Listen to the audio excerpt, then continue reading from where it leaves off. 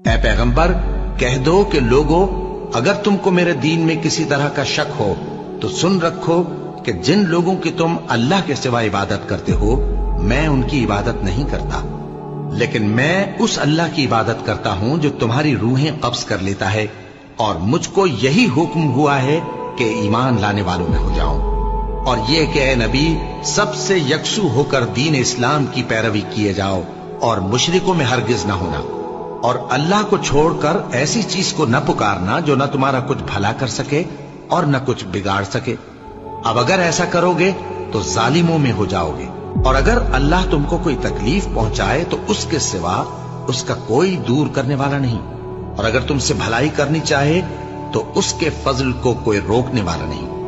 وہ اپنے بندوں میں سے جسے چاہتا ہے فائدہ پہنچاتا ہے،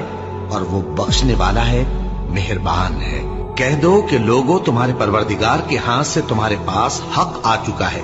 تو جو کوئی ہدایت حاصل کرتا ہے تو ہدایت سے اپنے ہی حق میں بھلائی کرتا ہے، اور جو گمراہی اختیار کرتا ہے تو گمراہی سے اپنا ہی نقصان کرتا ہے، اور میں تمہارا وکیل نہیں ہوں۔ اور اے پیغمبر